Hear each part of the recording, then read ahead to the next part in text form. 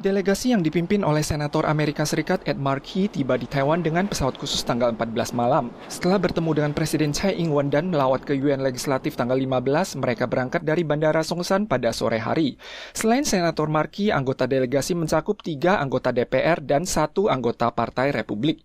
Ini merupakan kunjungan anggota DPR Amerika di Taiwan selepas lawatan Ketua DPR Amerika Nancy Pelosi 2 minggu lalu. Kunjungan ini turut memicu ketidakpuasan Tiongkok yang mengecam hal tersebut sebagai aksi tantangan terhadap kebijakan satu Tiongkok. Selain mengutus jet tempur untuk mengusik zona udara utara, barat, dan barat daya Taiwan, Tiongkok kembali mengumumkan latihan militer dengan amunisi asli di zona tempur timur termasuk perairan Po-Hai dan Laut Kuning. Semenjak Kementerian Pertahanan Nasional mulai mengumumkan jumlah jet Tiongkok yang menerobos garis tengah selat hingga menuju zona udara barat daya pada tanggal 7 Agustus, total 136 unit jet telah tercatat hingga tanggal 15 pukul 5 sore, rata-rata melampaui 10 jet per hari.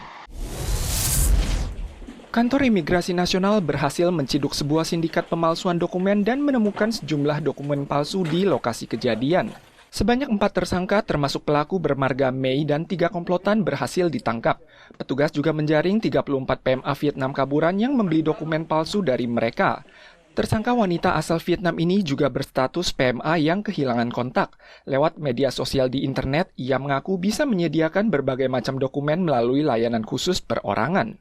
Hingga saat ini, komplotan tersebut telah merekayasa ribuan dokumen palsu dan meraup keuntungan hingga puluhan juta.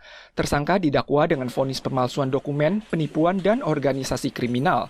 Serikat Pekerja Migran menyampaikan majikan tanpa disadari juga menjadi korban pemalsuan dokumen akibat krisis pekerja yang amat parah di Taiwan. 当他不是持这个正式的正本的这个居留的文件的时候，其实他很容易雇主就在这种不明就里的状态之下，就雇佣了一个非法的移工。 Ada sekitar 100 ribuan PMA yang kehilangan kontak dan pemegang ERC kadaluarsa di Taiwan saat ini dan terus bertambah setiap tahunnya.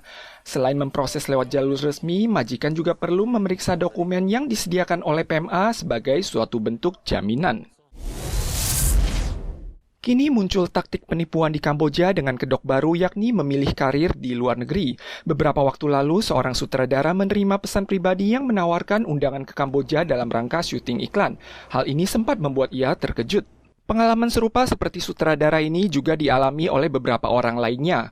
Komplotan ini menggunakan taktik dan keterampilan bermain kata yang sama, yakni menggunakan aksara yang disederhanakan, media sosial terlihat seperti akun palsu, menawarkan imbalan menggiurkan, menekankan mereka segera butuh orang sehingga semakin banyak orang yang pergi akan semakin baik. Strategi penipuan di Kamboja cenderung silih berganti dengan mengincar sutradara, pesulap, penari, dan profesi lainnya agar dapat sekaligus menipu sekelompok orang dalam waktu yang sama. Sebanyak 2 kasus penipuan kerja di luar negeri telah dilaporkan sejak Mei hingga kini, yang diduga berlokasi di Myanmar dan Kamboja. Serikat Kesejahteraan Sosial mengamati bahwa pengangguran dan kalangan muda yang tidak memiliki pekerjaan yang mantap gampang terbuai oleh ajakan teman sebaya untuk pergi ke sana. Selain itu, kaum tunawisma atau pemuda dari kalangan lemah juga mudah menjadi sasaran utama.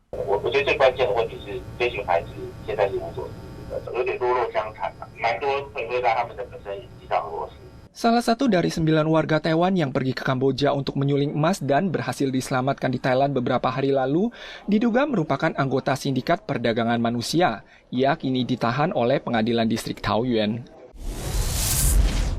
Taiwan melaporkan 22.902 kasus lokal dan 16 kasus meninggal pada 16 Agustus. Per 1 September, jumlah hari karantina saat tiba di Taiwan tetap merujuk 3+4. Periode isoman 4 hari terakhir dapat dilakukan 1 orang per kamar di rumah, namun tidak boleh di hotel umum. Kini muncul kasus Omikron varian BA4 lokal pertama yang diduga akibat penularan klaster pada keluarga.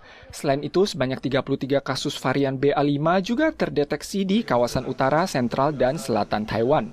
Perkembangan kasus BA4 dan BA5 di komunitas akan terus dipantau, diperkirakan paling cepat akan melambung pada 2 pekan mendatang. Berdasarkan prediksi pola grafik, jumlah kasus per hari di masa terparah akan mencapai 60.000 dan paling sedikit akan bertambah 30.000 kasus per hari.